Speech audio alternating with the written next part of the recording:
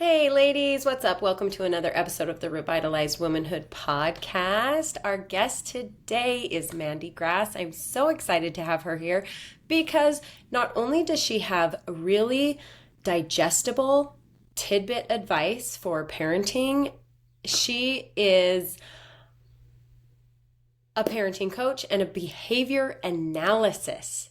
Did I say that right? Behavior analysis. You know those words that sometimes you just can't open your mouth the right way but I love that. Everything about what you do, I love so much, and I'm so incredibly excited to get all of this coaching out of your brain and into my listeners' ears. Mandy, welcome. Awesome. Thank you so much for having me. You bet, you bet. Would you please do me a favor and kick this off by introducing yourself to my listeners? Sure. So my name is Mandy Grass. I'm a behavior analyst and a parent coach. I've been a behavior analyst since 2015, and then I had my first daughter in 2016, and now I have three daughters. And so in 2022, I started working with parents to understand the science behind behavior, to be able to apply some evidence-based strategies in their homes. That's incredible. What got you started in that? Were you just like, oh, I'm going to be a mom. I got to figure this out? No, I was a special education teacher, and I ended up working at a school for kids with severe behavior. And that's when I was introduced to behavior analysis. And I was like, what is this? This is amazing. There was a little boy who would look at us and spit on the ground. And I was like, wipe that up, clean that up. And everyone was like, absolutely not. I was like, what do you mean, absolutely not?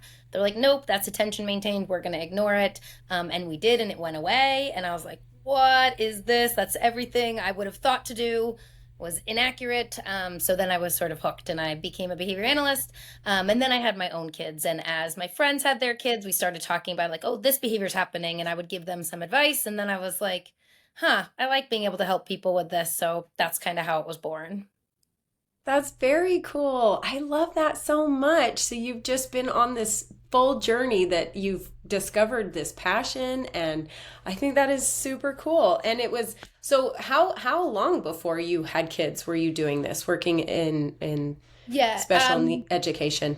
So I've been in special education since like 2009 or 10, and then I was a special ed teacher that whole time, and then I became a behavior analyst in 2015, and then my daughter came in 2016. So it was pretty quick from there on out. That's incredible. I think that's great. So I absolutely, like I said in your little intro, I love how you've set up your Instagram account as edible, digestible snippets. Because as busy moms, you know that we don't have all the time in the world to be downloading all of this information, that I'm sure there is so much behind what you do, and there is so much education behind everything you've learned. But for those of us that don't have the opportunity to do that, don't have the time, don't have the resources, don't have the willpower, you break it down in these amazing little examples and bite-sized pieces. I really appreciate that. So I'm hoping that we get to do that for a few of these questions that like I said, I've gone to my women in my women's community and said, hey, we've got the expert, let's use her. Okay. So we're going to put you in the hot seat a little bit, but first, would you explain to me, because these are just a couple of things that just stopped me and made me go, I'm curious about that when I was going through all of your information in your account. And first of all, the 4 functions of behavior. Yeah, so all behavior falls into one of 4 categories: attention, escape, like to get away from something, access to something tangible, or automatic, which could also be considered sensory. So automatic behaviors are things like thumb sucking or nail biting. That being said, it depends on context. So for example, one of my daughters is a thumb sucker. That's an automatic behavior for her. My other daughter sees that I attend to it, so walks up to me with her thumb in her mouth. Not an automatic behavior for her, a little bit of attention seeking there. So it really depends on the context under which the behaviors are occurring. Right. So all of these things like that we see our children doing, not just their cute little personalities, but things that are things that make you go, right? Like triggering or tantrums or things like that, that you're like, no, this is behavior that we have to adjust or fix or whatever we have to give attention to. Every one of these behaviors fall into attention, escape, access, or automatic, correct? Yes. And so you, Which is amazing. That goes back to your bite size, because if you can first identify what's happening and bring it back to, okay, does this kid want my attention? Does this kid want to escape? Like, I loved the example you used of, we're cleaning up the room now. So they throw the tantrum. So then they get put in their timeout in their room. Well, guess what? Now they don't have to clean up their toys. And I was like, oh, that's eye-opening. That is so something to you that's like, yeah, that's what it is. To me, I'm like, well, duh. That's so interesting and now obvious. Right. So that's really cool. So how do we create a replacement behavior? Like you said, so this kid that spit on the floor and you're like, you're not doing that, wipe it up. And everybody's like, no, no, no, no, no. So because I've heard you say, which I have done recently, is ignore. Like I'm saying these bathroom words, I'm going to say these bathroom words and I'm going to ignore. Or for our second son, it was the F word. Yep. We were in Europe at the time. We were traveling a lot. So the F word is kind of just fluid there. Yep. And he started using it and we're just like, ignore. Let's not. So what is creating replacement behavior? How do we do that? Sure. So any behavior you want to decrease should have a replacement behavior you want to increase. So if I want to decrease the F word because it's attention maintained, I want to give him a different way to get attention. If I want to decrease my child throwing a tantrum to get out of emptying the dishwasher, I want to teach them to ask for, can I do it in a minute, or can I do it later, or whatever that might look like. So especially with attention maintained behaviors, often we do say, okay, let's ignore, which is appropriate, except we're not teaching what to do instead. And so we really want to focus on what is the skill that's lacking here and what can we give them to do instead. Especially with the potty words, a really simple tweak for that is, especially for the younger kids, is teaching them a joke that can elicit a reaction in the same ratio that the potty talk or whatever elicits that attention. So that's one of the biggest things I think we as parents forget. We respond to behavior, we do the timeout or we remove the toy or whatever that might look like, but we don't necessarily come back to the situation to work on what they could have done in that moment instead. And so the situation is likely to reoccur because we've just responded, we haven't necessarily taught.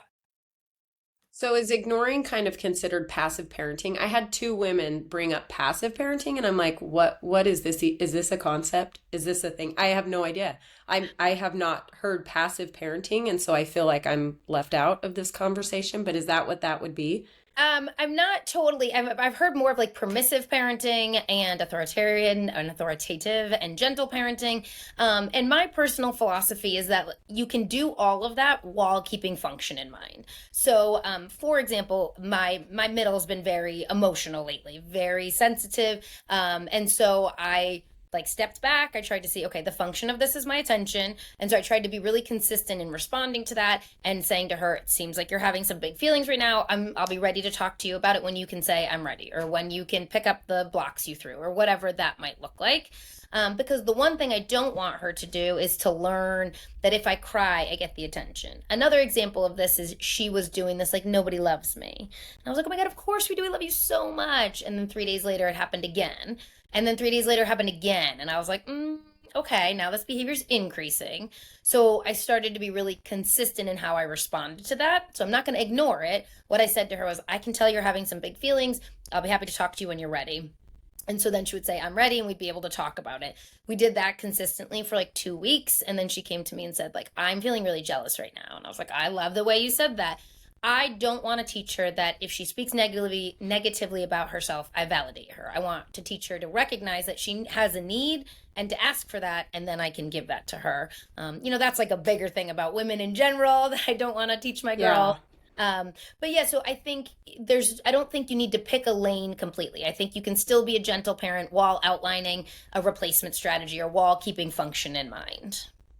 So I don't even know how to ask this other than just to like spit it at you. But so for those of us who this kind of training for ourselves as parents, because that really is parenting, is learning how to control yourself, first of all, because you are the one that has to dictate a reaction or living in the pause, right?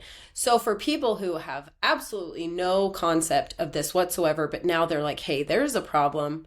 I have like ruined you. Hopefully not really, but you're basically 12. So my kids are 12, 9, and 3. So it's like, oh, I've gone 12 years without really doing anything good for you. But so where do you even begin with explaining this to parents who So, when I work with families in behavior analysis, there's something called social significance. So, we'll sit down and we'll talk about behaviors. We'll talk about 20 different things, the chores, the morning transition, the temper tantrums, all of that.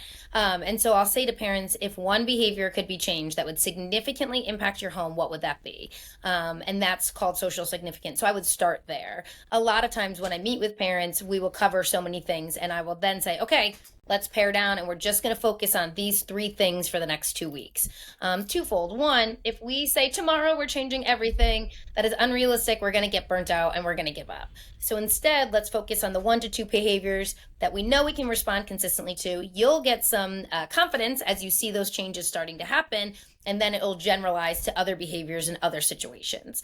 So choosing whatever behavior would be the biggest bang for your buck. So if it's the sibling fighting, let's start there. And once we gain momentum there, we can take on the next thing, like the chores or the transitions.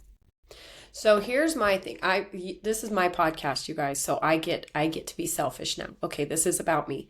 My thing, but I'm sure everybody out here is going to relate to this because I have my 12 and 9-year-old boys, and I do feel like because of their specific, unique way of being raised, which we are always together 24 hours a day in cars, in apartments, traveling around the world, whatever, we're constantly together. But their kind of fighting has never been physical. Thank goodness I've never had to deal with that kind of fighting. They are like mean. They are like bullies to each other. There's like a zero level of respect between each other. And I don't know if that's something I've been teaching them, which is horrifying because I don't consider myself that kind of a person.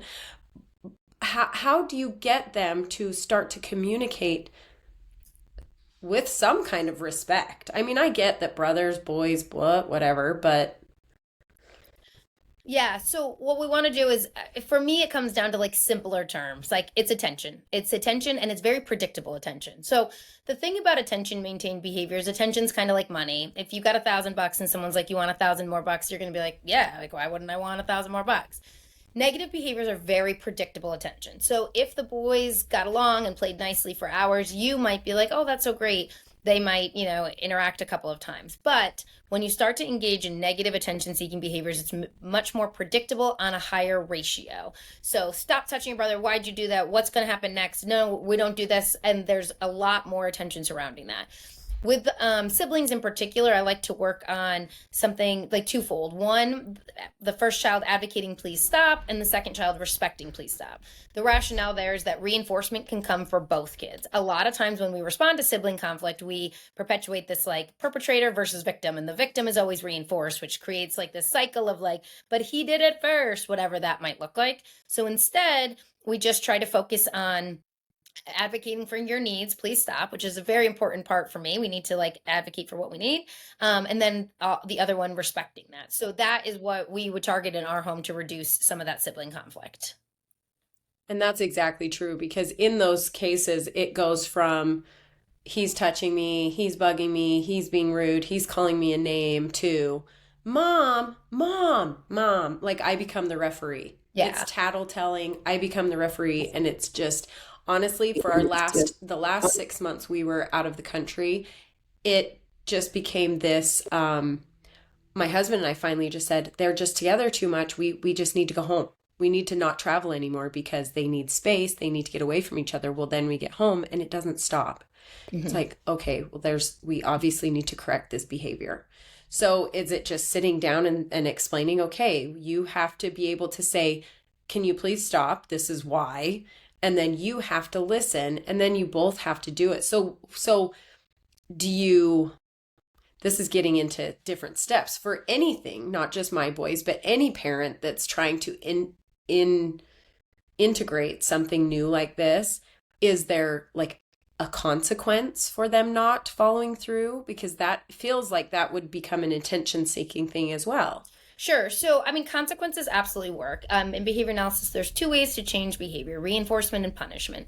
Punishment decreases behavior, reinforcement increases. But remember, any behavior you want to decrease should have a replacement behavior you want to increase. So personally, I would focus in on like reinforcing those appropriate interactions. So you can do that a variety of ways. We could have some sort of reinforcement system for utilizing please stop and respecting please stop. We could do a group contingency where they're reinforced together for intervals schools that they go where they're being kind. We can reinforce a specific replacement behavior, or we can reinforce the absence of the replacement behavior. I mean, the absence of the target behavior. So there's a lot of different ways to approach it. It depends on what's most appropriate in your home. Your kids are a little bit older. Mine are 8, she'll be 8 next week, 8, 5, and almost 3. So we do have like reinforcement systems in our home, and there have been times where I have like crossed everything out and we have only targeted like being kind to each other. We also do something in our home called hype man points. So if Lola were to earn reinforcement for something, it used to make my middle Parker be like, oh, and so instead I started errorlessly prompting like, hey, didn't Lola do a great job? Isn't that so awesome? And if Parker was able to say that, she would get a hype man point. So again, creating reinforcement for both out of those moments of like jealousy or bitterness, so that both have an opportunity to be reinforced and both have a skill to continue to work on. That's so interesting, because with each of your kids, it's so interesting how you can kind of pinpoint their different emotions and reactions. If you really stop and think about it, if you give yourself time to be like, oh, this is because I can see where, because he's the first child and he's kind of like the golden child, the second one feels jealous and wants attention. But now we also have the new baby. Well, he's 3, but new enough. And so then he's also seeking attention. So all of our focus ends up going to this middle child because he is the squeaky wheel. I mean, legitimately causing all of these things because he is just screaming for attention, really all the way around. And in those cases, he is a positive reinforcement. I know that. I can discipline him till I'm blue in the face and he doesn't care. It just probably builds into his I'm this bad boy idea of himself, really. But in that way, is it just being intentional about setting aside special time for him, or asking, hey, what is it you need specifically from mommy, or you know. And it's also like helping them to recognize what they need. Like it seems like you need attention right now. You can say whatever. I've been working with a family, the son is I think 7 or 8, and we've been working together for a couple of months with his attention maintained behaviors. And she sent me a DM the other day that, they had done bedtime and she had gone downstairs and he came down to get a glass of water. And he actually ended up turning around to her and saying like, I really just wanted your attention. I'm sorry. And so for him to be able to like name that, she was able to give him a hug. He went back up. The night was without conflict. So the more that we can name that for them and prompt that replacement strategy, the more that it'll become ingrained and they can become more familiar with what they do need. A similar example, my oldest has ADHD and she'll watch TV upside down, twisted into a pretzel. So saying to her, like, it seems like your body needs to move right now. Your body's telling you it needs to move right now. So we're going to pause the TV and you can go jump on the trampoline or ride your bike. Again, the premise is to inundate her with what I notice so that she can start to notice it within herself. Wow, that's really insightful. That is cool, because we witness these things and we're thinking it as an adult. We just finished up our retreat this weekend, and we had a coach come that talked all about nervous system and inner child work and all those things. And it was interesting that where was I going with that? Oh my gosh. Seriously, what your body needs right now, something along those lines. What your body needs right now. Yes, but I'll come back to it. It'll come back. It happens. Okay, I'm sorry. Let's go to one of these questions. Sure. How can parents effectively handle tantrums and meltdowns in children of different ages? So again, it kind of comes down to the function of the meltdown. There is a threshold where once you cross it, at that point, you sort of just have to ride it out. But there are things that we can do proactively. We want to look for patterns around the tantrum. Is it a certain time of day? Is it a certain transition? What does that look like? And build in some proactive strategies to help work through that. And then with tantrums, the biggest thing is that consistently responding. A lot of times parents will say to me, well, they told me to get away, but I don't want them to feel deserted. Totally understand that, but that's another example to be, you're telling me you run away, I'm going to sit right outside your door. When you're ready, you can come to your door. So outlining again how to get you back, but also respecting their request for that space. A couple other things to keep in mind. There are a couple tricks like behavioral momentum, depending on the age, especially with younger kids. that's the idea of getting kind of the first step or the first yes, because often an escalated child's not going to de-escalate without some sort of strategy. And sometimes that can even be prompting like a coping strategy. So I'll be happy to talk to you when you've taken 3 deep breaths. I'll be happy to talk to you when you've gone to your calm down corner, or whatever that looks like. So again, they're learning how to access your attention, but you're also prompting the strategies that they could use to help re-regulate. I've noticed my 3-year-old started doing this. I'm so angry. And I'm like, who even taught you that? Who even taught you to say, but at least he's saying it, but then he goes into a thing. So I've just kind of started getting down to his level and saying, what are we angry about? Why are you feeling angry? Because it's hilarious to me that he is already like identifying that the feeling of irritation or whatever he's feeling is anger. And so he pronounces it. I am angry. That's great. So it's kind of funny, but I'm like, who taught you that? Yeah. Like, how do you even know to do that? Yeah, so in a situation like that, I would validate and replace. I love the way you used your words. It's okay to be angry. When we're angry, we can, and it might be for him, since he's 3, you can clench your fists and stomp your feet because at least he's keeping his body safe. It depends on, where you're at. But one thing to also keep in mind as parents is that we're shaping behavior. So if our kid is throwing an epic tantrum and they're chucking things and screaming and crying and yelling, our goal for next week is not that none of that happens. Our goal is that they don't throw anything or they keep their body safe. And we're going to shape that to get to where we want to be ultimately. I think sometimes as parents, we operate in extremes. Like we want that tantrum behavior gone completely, for sure. But what are the steps that we take to get there? Because otherwise it's like, it's been 2 weeks and they're still happening. Okay, but last week they were 40 minutes and this week they were 20 minutes and that's only a week and that's great progress. So we should continue what we're doing and see if it continues to decrease. Right. Celebrate your wins. Yeah. That's amazing. What strategies do you recommend for fostering a positive parent-child relationship amidst busy schedules? So I think we just have to be really intentional with our time. So a lot of parents that I work with are like busy working parents, and you get home to that like end of the day shuffle and whatever that might look like. So you want to put some strategies in place. So for example, my almost 3-year-old used to really struggle at like dinner prep time because there's not attention to go around. So we've got chores to do. We're trying to get dinner on the table, all that stuff. So I would isolate an activity for her, meaning there was, for her in particular, was like this little water area thing, like sink that was hers. And it was only available during dinner prep so that it maintained her attention. It was novel. She engaged with it, and she was independent with it.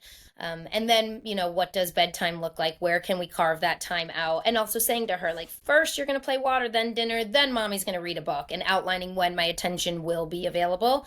And like to the greatest extent, trying to find that time. For my older daughter, we have a journal that we pass back and forth. We both write in it randomly. We started it on January 1st. And that's one of my favorite things for a connection with her. I'll write her questions or she'll write me questions about her day, that sort of thing. So that's been a really great opportunity to connect as well. Do you know what I really like about that? Actually, I just saw that somewhere and I thought that is a really neat way to, and it's kind of the one that I saw, it has, because it's older, it's for a teenager, and it's kind of like if it's in the journal, you're not in trouble. Do you know what I mean? It's kind of like the philosophy, if you bring someone into a hospital, you're not going to be in trouble because you're all on drugs. You're doing some helpful thing, right? So it's kind of the same idea with this journal is we're going to be able to communicate about this in a safe place. So I have a gal that's asking this question, but I don't really think I understand it, but I'm maybe you will understand it. But they want to know why or how to help with a 15-year-old that uses emotional labeling to deflect from incidents where she has done something against the rules. Okay. So what I was going to say, I think I interpret that as maybe saying to like a victim, like going with the I'm a victim here because of XYZ that's happened in my life. Mm-hmm. Deflect. Yeah, projecting or deflecting. I would say that's what it sounds like a little bit. So to your point a minute ago about the journal, we have something in our home. Oh, right. The 5-minute rule. And so the 5 minute rule is like basically you can ask for 5 minutes to sort of confess to whatever you might have done, and it invites a calm discussion. It's like, of course, every discussion should be calm. We had this as a kid in my home growing up, and I didn't realize until I was an adult that it's more about the adult than it is about the kid. So when my daughter says I have 5 minutes, I got to brace myself because right now she's 8, so probably broken something is what's likely happened. Right. So the same idea there. When we have a child that's lying, we want to create a condition. The lie is usually attention seeking or escape. And it sounds like in this, it's not necessarily a lying, but like that deflecting or projecting. The function of it is escape. So we want to create a condition under which they don't feel they need to escape, or it's reinforcing to be able to be honest or have that ownership or whatever that might look like. That being said, 15-year-olds are extremely self-centered. That's part of the age. And, I don't know the history with this child by any means. A therapist might be helpful in getting them to identify some of that. But from a purely behavioral lens, I would try to create a condition under which they felt that they could come to the parent in order to, take that ownership without the threat of trouble. That being said, the 5 minute rule in my home does not mean there's no consequences. But usually the consequences are more restorative, like how can we fix what's happened? But there are consequences with it, but it just invites a conversation under which they feel comfortable telling the truth. Right. And that helps encourage extreme ownership, because that's what we want. That's the kind of humans we want to, raise, is people that are saying, yeah, I messed up. Right. But I'm going to take responsibility for it. It's like with my kids. They know that if they get caught in a lie, they are going to be way more trouble than if they just confess to the lie in the first place. Exactly. All right, let's see. I think you already answered this one.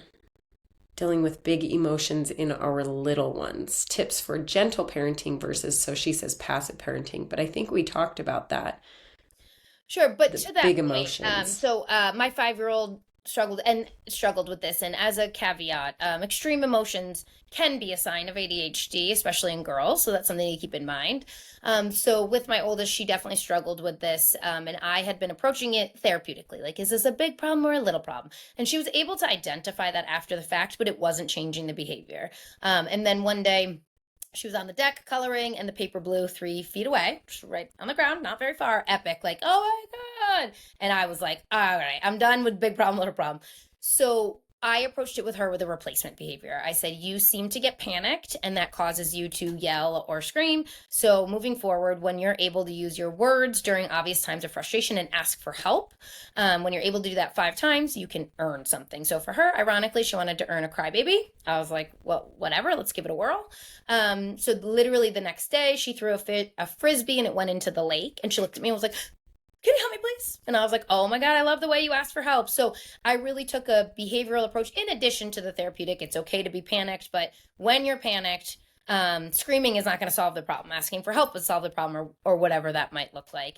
Also, to be mindful that I would often swoop in. So like with that, I just pick up the paper and be like, not a big deal. The paper's right here. So really being mindful about how we're responding to build her capacity. Right, because that's going to build her confidence if she knows that she can get the paper, or obviously she can't get the frisbee, but in a case where she's frustrated, she can fix the problem. Right. Okay, very cool. I love that. All right, tips for... I want to be there for the... I love this one. This actually goes to your journaling. I love this. Tips for fostering a strong mother-daughter relationship. My girls are young now, and I just want to be there for them as they grow up. Yeah, so Lola, my oldest is 7. She'll be 8 next week. And so we started this in January. And it's funny, she even wrote in it the other day. One of them had a wand, and she wrote in the journal, like, Mom, I need 5 minutes. I cut the head off of she's very creative, very ADHD creative. She'd cut the head off of a stuffed animal and put it on a thing to make a wand for her sister. Okay, but it was funny, in the journal she was like, I need 5 minutes, I created this wand. My middle is 5, and she said to me, why don't I have a journal? And I was like, oh, you can't exactly read or write totally yet, it's emerging. And so at the book fair, she bought a journal, and she's like, I want to start. And so that first night she wrote me, I love you, Mom. And so obviously we're not super in depth because she doesn't have those skills yet, but anyway, just starting that habit of you can write me a note and I'll write you back, I think is a great place to start. I think that's incredible. Did you see, I just reposted this study that's going around on Instagram that's about the teenagers that they were texting back and forth with their mom versus calling and talking to their mom. This has nothing to do with the journal, because I think the journal is an adorable, lovely way to communicate with your kids. I think it's so sweet. But it just got me thinking about this, and that the hormone levels in the teenagers who spoke to their moms raised rather than texting. So just think that's so neat. I think that's amazing. It's just one of those things that we have in us naturally that is God-given gift, right? To raise our children's serotonin levels just by hearing our voices, right? Like, that's why we talk to our stomachs. That's why we sing. That's why we have this ability. Okay. Let's see if we can, this one's kind of, okay. I have one child who is a rule follower and another who resists being told what to do. Man, I can feel that. It's the source of all their fighting, which they are 5 and 3. So curious how to navigate the difference in personalities to help them coexist.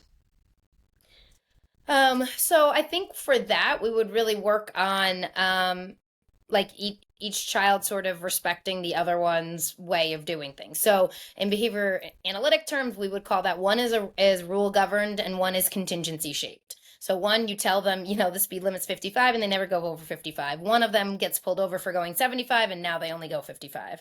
And, neither one is right or wrong. I'm stove touchers. And certainly both in different cases, right? So respecting that they want to do things differently. So whether that means like, what is the replacement for that? Saying you can try it, or, whatever that might look like. Again, that comes back to how you're reinforcing that and what the focus of that, what you want the replacement behavior to be. So probably you can try that, or I wouldn't do that, or whatever that might look like. Right. Also, ideas for discipline.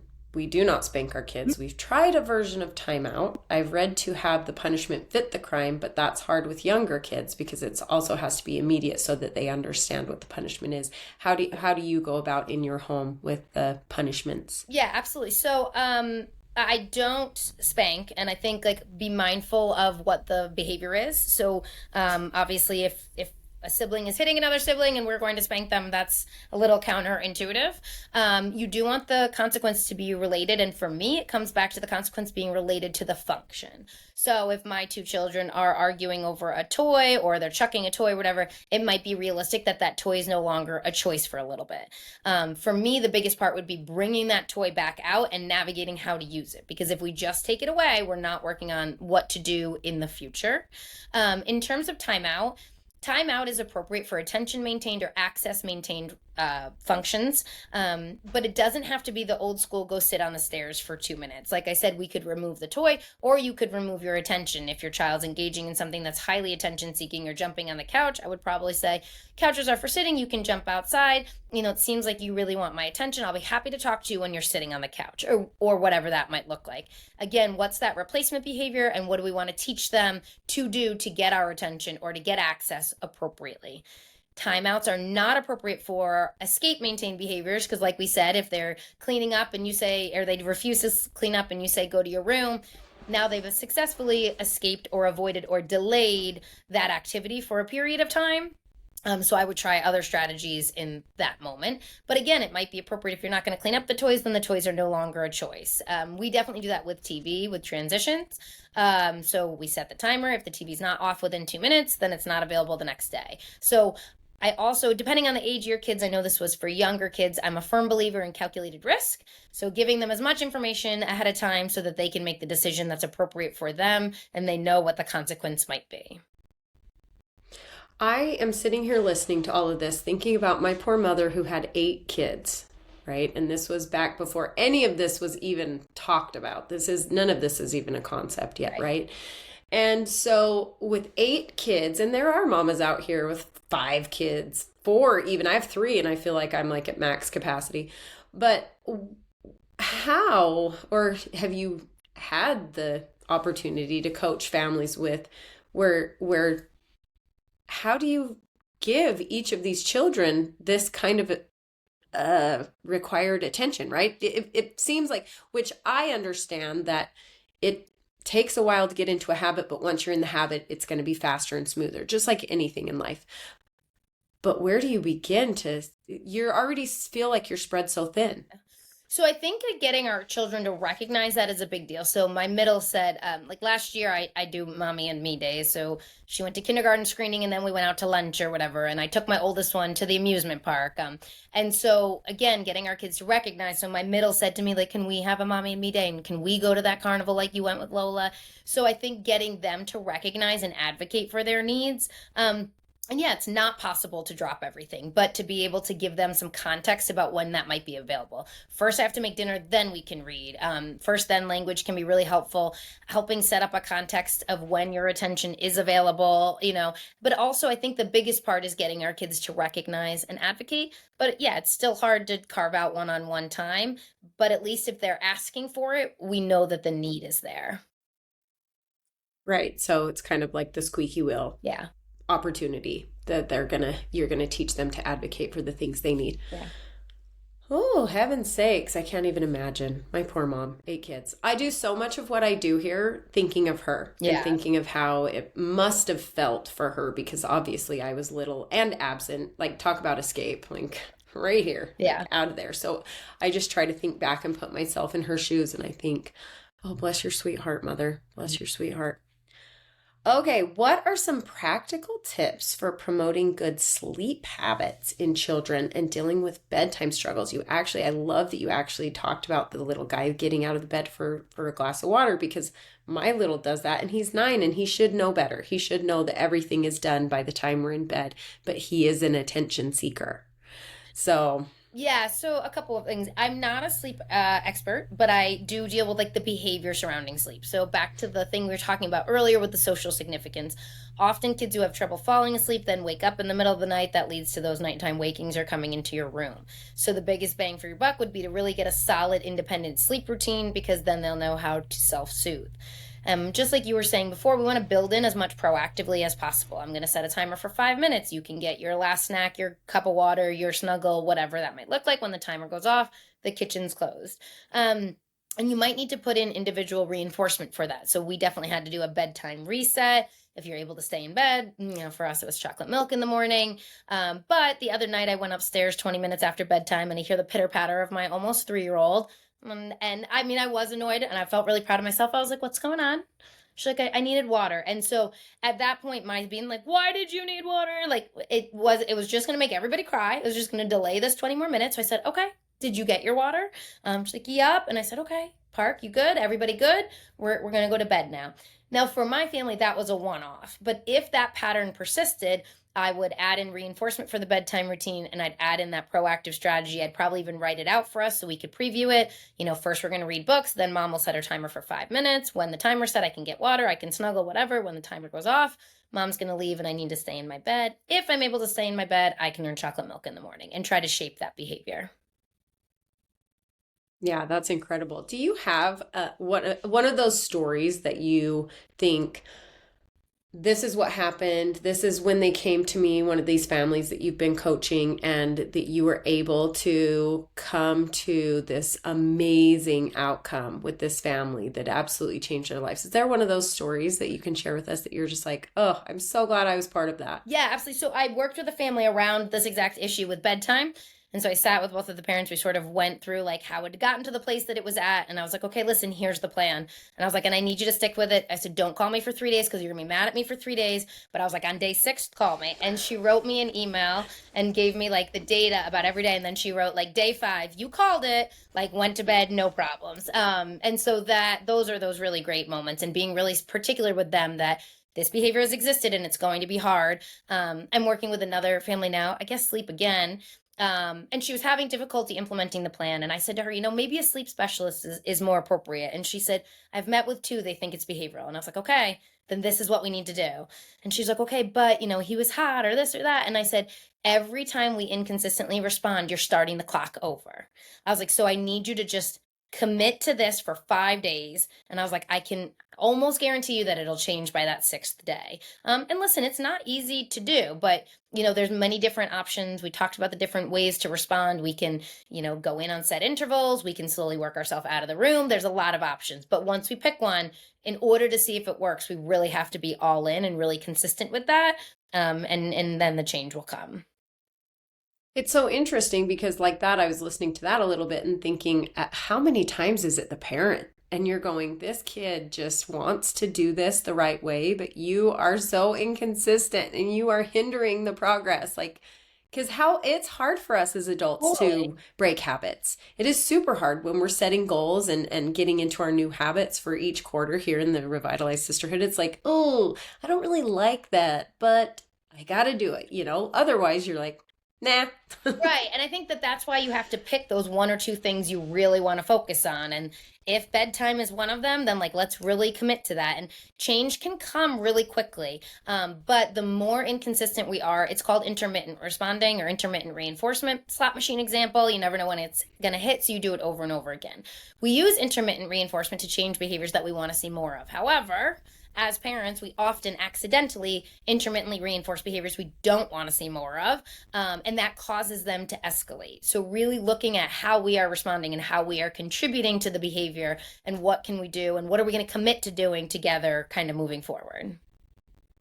Oh, it is so true. And it is so hard when you finally realize that you are part of the problem. Totally. You can't just blame this on them. You are part of the problem. So everybody has to be part of this fix. Yeah, absolutely. Okay, let's see. Oh, this is what advice do you have for managing challenging behaviors like defiance and aggression? I guess this would really depend on sort of the context of what's happening. But again, what's Sure. that replacement behavior? What's the function? If the defiance is the function of escape, especially with older kids, delayed consequences go a really long, long way. So with that Marley example with the water in her room, she's younger, but my yelling that night and being like, why did you have water would have just escalated. It would just be the next morning, like, oh, we didn't earn, remember, this was the expectation. We have to be careful about those power struggles. And that's hard. It takes me 3 or 4 exchanges before I realize I'm in the middle of a power struggle. But trying to put your racket down or put your rope down of that tug of war and saying, I'll be happy to talk to you when. Really teaching them what to do in that moment. It's okay to disagree. How can we disagree respectfully? All of that sort of stuff. I think it's so hard because I think with my age, my husband and myself, we are in this kind of in between um be tough on your kids, we want to toughen them up type mentality that we're bringing from our parents and the older generations even, and now struggling to communicate with our kids and treat them with respect. Like, obviously we don't think they're adults, but I just remembered that one thing I forgot in the beginning. There it is. But obviously, we don't want to speak to them like adults, but children have the capacity to understand and communicate with us, so that if we can get down on their level and, like you said, explain, okay, this is what's going on and this is what I'd like to have go on, can we make that happen together? Type situation. What I was thinking of earlier is um, she was talking about, this nervous system expert was talking about when we're children and parents forcing things on us that are adult understandings, right? Like things that, because they are adults and they've lived their lives and now they can understand certain scenarios, forcing that behavior on the child, but the child can't understand it because the child is 3 or 4 or 5. It's like trying to put that, and I don't know what context that was from that, but I just remembered it. Oh my gosh, it's been a day. I'm so sorry. Thank you so much for letting me get that out. Um, oh, I think this comes back to like this is like the age old. How can parents address sibling rivalry and fostering healthy relationships between siblings? Because it's true. I don't ever want my middle to think that his older brother is the golden child and he is these things, because they notoriously have this older child complex where they just are that way because they were treated differently. I mothered my oldest child like he didn't play in the mud. He had clean clothes. He always looked a certain way. So he developed these weird things. And now I tell him to watch his 3-year-old brother and he's like, Mom, he's playing in the mud. And I'm like, good, lucky you. Put more water in it, and he's just like breaking. You can see his brain almost breaking that's a concept. So how do you address the fostering healthy relationships between these siblings? Yeah, so like we talked about earlier with those hype man points, really talking about what it looks like to I love that. support your siblings. So in behavior analysis, we look for generalizing. So you teach something in isolation and you hope it like generalizes to other settings. The girls got in the car the other day and they both had their artwork, and Lila was like, wow, Parker, that artwork's amazing. And so, like I said, we have star charts. I was like, when we get home, that's a hype man point, like looking for it to happen in other contexts. And what can you say to build your sister up, or, to be honest, but also if you don't like the way she's doing something, instead of saying stop doing that, really telling her what she can do. Hey, Park, if you want to play with me, can you grab a Barbie, rather than don't touch my stuff? Or, do you want me to make a bracelet? Or and again, some of that comes down to errorless modeling, giving our kids that language in the moment to foster that relationship and replacement behavior for whatever is happening. Yeah, because I would have had to be taught that Yeah. to be able to model that for my kids. So it's on me to learn these kind of behaviors so that I can model them to them. I love that you teach them hype man, because I've like given myself the name, the official hype girl, because that is my community. We are hype girls for each other. And I love that you do that, because not only is that good for siblings, but that is going to create the next generation of women supporting women and women cheering on other women and being confident in their own. I know I'm good. I don't need to pull you down to make myself feel better. I'm good, so I'm going to bring you up with me. I am a advocate for it does not have to be lonely at the top. I think that is an old philosophy. I think it's stale, it's stagnant. Like, let's get rid of it, because what do I want to be at the top? I want to be with all of these cool people that helped get me here, and we can celebrate each other. So I love that, the hype man. So that's really cool. I'm totally going to be implementing that. Okie doke. Do you feel like I'm just like peppering you to death? No, it's good. It's all good. You're like, okay, what else? Round 2, round 3. Let's see. Oh, I did want to ask you. What are your thoughts on, I have it written down, so I actually ask it in a well-worded, it's about technology. How can parents navigate screen time limits and technology use in today's digital age? I have my own opinions, and they are not right, I'm sure, but I hate screen time. Yeah. I'm a firm believer in using screen time sparingly and strategically. So if there's a particularly difficult time of day where screen time would allow you to get something done, that makes sense. Personally, in our home, we have technology contracts. So when my oldest was sick, she got like a little VTech phone, which can't really do much on. But with that came a technology contract. And again, back to those calculated risks. We talked about it together. We talked about the behavior surrounding it. We talked about transitions, charging out. The technology contract outlines, like, if you sneak it, what the consequence will be. It also outlines behavior surrounding it. So I say, like, if we have an outburst, meaning yelling, screaming, or arguing about that phone, it will go away for 3 days. So really, really being strategic about what that looks like and how to have a healthy relationship with technology, and how that transition has to be. If this is something you want to have access to, we have to be able to put it away when it's time. So that's my answer to tech. I love the technology contract. I mean, don't get me wrong, like, I shouldn't say I hate screen time. That's wrong. That's a wrong way of saying that, because my kids have been raised on road trips, Yeah. like a lot of road trips, and that's not fair. Like, they don't get to take away my phone, like, so that's not fair. They get to watch movies and things like that, so I shouldn't say that. But I do, so I love in your technology contract that you specify that when it's time to turn it off, if there's a tantrum involved, that means, hey, you're going to lose it tomorrow, because those kinds of things happen. Yeah, and the technology contract also outlines the expectations of me. I'll tell you when there's 5 minutes, 10 minutes, and 2 minutes. When the timer goes off, I'll set 2 minutes, and it's strategic about that. Yeah, we use screen time sparingly. Definitely the kids watch TV and stuff, but last year my cousin was getting married and it was their dance recital. And I said, oh, we're going to go to your dance recital instead. And she goes, we had to go on an airplane. And she was like, but we get to watch the iPad on the airplane, because that's like the only place they get iPads. And I was like, yeah, we're not going to go to my cousin's wedding, so you can watch the iPad on the airplane. You have your dance recital that we've paid for all year, so we're going to go there. But I thought that was funny. That is funny. My oldest, his favorite thing is he gets on the airplane, he knows, sets up his little spot, puts on his headphones, and waits for the cart to come so he can order his own drink. He's just like a little old man about it. It's Perfect. so funny. Let's see.